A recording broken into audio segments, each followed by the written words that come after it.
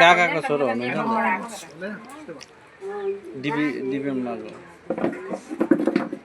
मेरो चाहिँ नेपाल हो।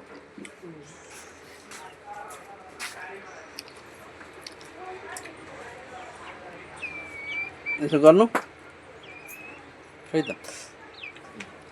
दिदीको जस्तो सिकाइदिन्छ दिदी हो त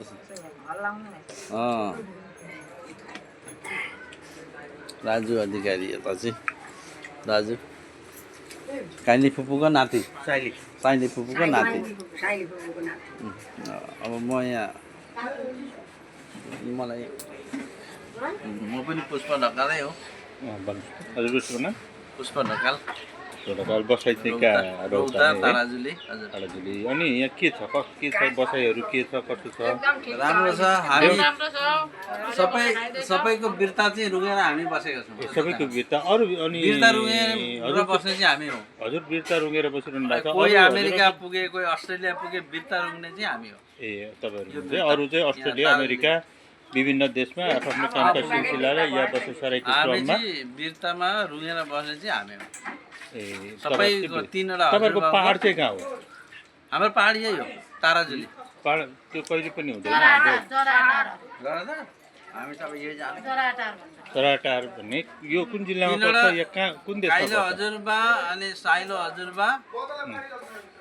अनि कान्छो लोकनाथ ढकाल गोविन्द ढकाल र अनि साइलो हजुरबा भानुभक्ता ढकालको चाहिँ बिर्ता हजुर रुँगेर बस्ने हामी हो यहाँ ताराजुली उहाँहरू आसाममा आउनुभन्दा अगाडि चाहिँ कहाँ हुनुहुन्थ्यो र कहाँदेखि चाहिँ बसाइसराई हुँदै यहाँ आउनुभएको छ लिङ्से दार्जिलिङको कालिम्पोङ लिङ्से कालिम्पोङको लिङ्से भन्ने जग्गामा चाहिँ लिङ्से चाहिँ कि यहाँ चाहिँ आएर बसोबास गरिरहनु भएको छ कति वर्ष भयो हजुरहरू यहाँ आएर बसोबास गर्नुभएको यो त धेरै हो यो एक्चुअली भन्दा जाँदा यो पनि भुटानै हो कालिम्पोङ नि भुटान थियो हजुर कालिम्पोङ त टिस्टादेखि उता सिक्किमलाई छोडेर सबै नै पहिला त नेपालको भूभाग हो त्यो भन्ने पनि छ 20 किलोमिटरसम्म हजुर यो अहिले पनि भुटान छ अगाडि त छोडिदिउँ अहिले पनि लिज एक्सटेन्ड भइरहेको यो एरिया चाहिँ भुटानको थियो होला तर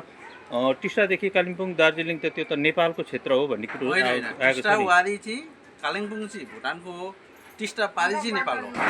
टिस्टा पारी यता नेपालको दार्जिलिङ नेपालको कालिम्पोङ चाहिँ भुटानकै हो भुटानको हजुर यो कसले चाहिँ विभाजन गर्यो या कसले चाहिँ भारतसँग ब्रिटिसले 1865 मा जतिखेर भुटान इन्डो भुटान वार भएको थियो हजुर इन्डो भुटान वारमा भुटान हारे पछाडि त्यहाँबाट भुटान राजासँग यो लिजमा लिएका माटा हुन् हस् त ल दाजु धन्यवाद धेरै धेरै छोटो जानकारी भए पनि धेरै धेरै धन्यवाद हजुरलाई